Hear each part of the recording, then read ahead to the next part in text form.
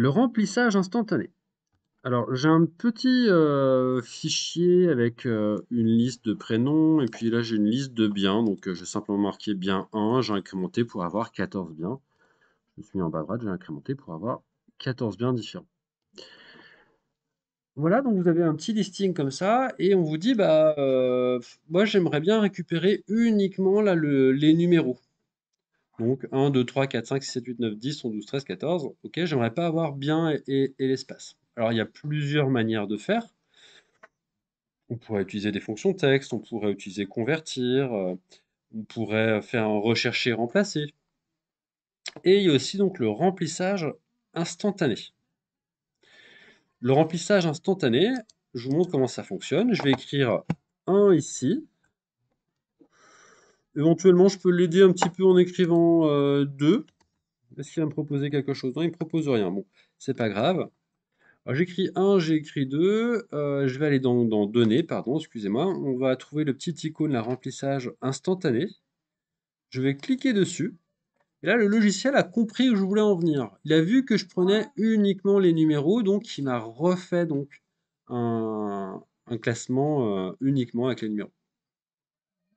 Enfin, il m'a redonné des données uniquement avec les numéros en retirant bien et l'espace.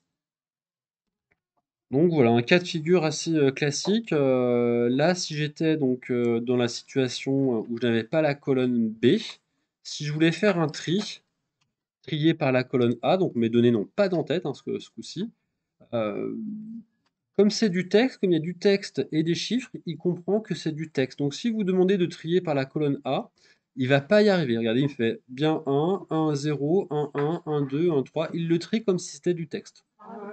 Maintenant que j'ai fait la colonne B comme ça, je pourrais trier sans aucun problème. Donc je vais trier sur la colonne B, du plus petit au plus grand. Et là, je vais pouvoir trier normalement, ou du plus grand au plus petit, hein, peu importe. Je vais pouvoir trier un petit peu comme je veux. Voilà un petit exemple de remplissage instantané. Deuxième cas de figure, je vais sur ma petite feuille numéro 2, j'ai un listing avec des noms et des prénoms. Donc voilà, où il y a d'autres outils, par exemple des fonctions de texte qui me permettraient de récupérer uniquement le nom de famille.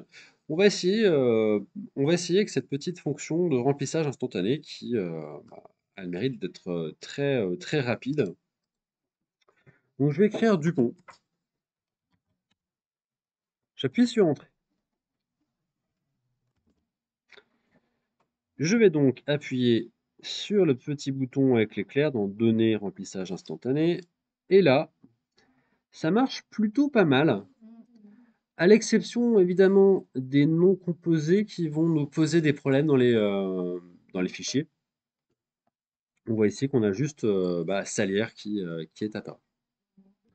Si ça n'a pas fonctionné, essayez d'écrire d'abord les deux premiers noms de famille. Vous écrivez Dupont et Durand, vous mettez sur la troisième cellule, pardon, et vous cliquez sur le petit éclair. Là, ça devrait peut-être fonctionner un peu mieux.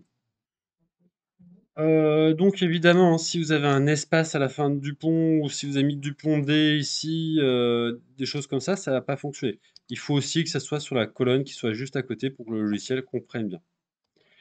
On peut aussi le faire avec les prénoms. Alors, je vais écrire Jean ici. Si je commence à écrire Pierre, tu vois, juste le fait de commencer à écrire Pierre, là, il me propose le remplissage instantané. J'appuie sur Entrée, hop, ça marche parfaitement. Alors, ça marche parfaitement, quasiment parfaitement. Notre pauvre Jean-Claude Duss, il a perdu son Claude. Donc voilà, il y a quand même des limites à l'utilisation de ce remplissage instantané. Donc c'est notamment avec les noms et les prénoms composés.